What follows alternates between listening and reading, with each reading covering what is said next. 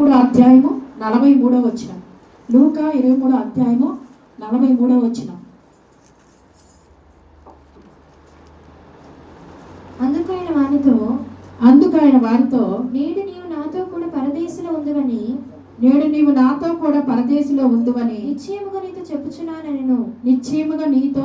చెప్పుచున్నానని. యేసు ప్రభు మధ్యలో సిలువ వేయబడ్డారు.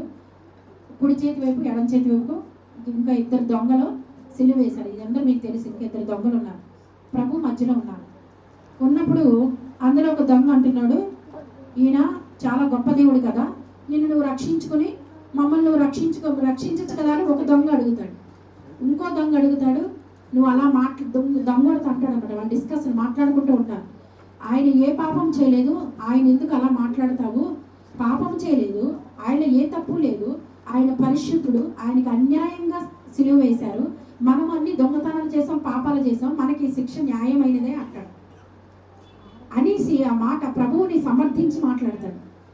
ఆ మాట అనేసి ఆయన గొప్పవాడు, ఏ పాపం చేయకపోయినా ఆయన సిలువలో వేలాడుతున్నాడు కాబట్టి ఆయన మంచివాడు, ఆయన ఏమీ అనద్దు అనేసి ఆ దొంగ ఏమంటాడంటే ప్రభువుతో మాట్లాడుతున్నాడు.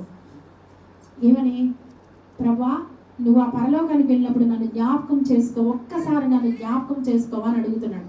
సిలువ మీద వేలాడుతూ. అవునా కాదా? హల్లెలూయా. పశ్చాత్తాపడుతున్నాడు. నేను తప్పులు చేశాను, నేను దొంగవాడి, నేను లోకంలో జీవించాను, ఈ శిక్ష నాకు న్యాయమైంది.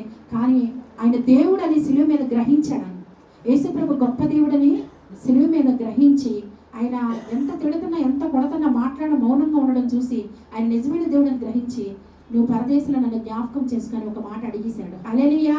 ఆ మర్మాన్ని గ్రహించాడు, ఆయన శక్తి గ్రహించాడు. సిలువ యొక్క శక్తి క్షమించబడడం అనేది గ్రహించాడు. సిలువ యొక్క శక్తి మనిషిని పాపము నుంచి శాపము నుంచి విడుదల చేయగల శక్తి కలదని ఆయన గమనించాడు. సిలువలో గొప్ప కార్యాలు ఉన్నాయని గమనించాడు. సిలువలో పరిశుద్ధత ఉన్నదని గమనించాడు.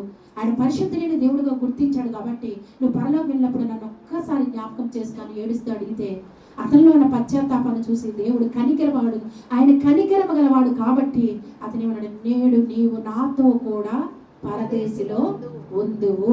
హల్లెలూయా. నేను ఎక్కడ ఉంటానో బిడ్డ, నువ్వు అక్కడ ఉంటావన్నాడు. హల్లెలూయా. అప్పటి వరకు ఎలా బతికాడు? అతను లోకంలో బతికాడు, దొంగతనాలు చేశాడు. ఒక్క పశ్చాత్తాపం కలగానే ఏం చేశాడు? వెంటనే దేవుడు నాతో కూడా నీవు పరదేశంలో ఉంటావు, పరలోకంలో ఉంటావు నాతో కూడా అన్నాడు. హల్లెలూయా. సరే, ఇక్కడ నిజమైన పశ్చాత్తాపం ఉంటేనే అతనికి పరలోకం ఇస్తానన్నాడు దేవుడు. హల్లెలూయా. నువ్వు బాప్తిసం తీసుకున్నా కూడా నీలో నిజమైన పశ్చాత్తాపం అనేది లేకుండా లోకంలో ఉంటే పరలోకం ఉండదు బిడ్డ. హల్లెలూయా.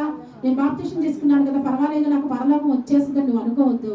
నువ్వు బాప్తిసం తీసుకున్న తర్వాత నిజమైన పశ్చాత్తాపము, దేవునితో సావాసం నీకు లేకపోతే పరలోకం అనేది లేదు. హల్లెలూయా. తప్పకుండా ఆయన రాకడ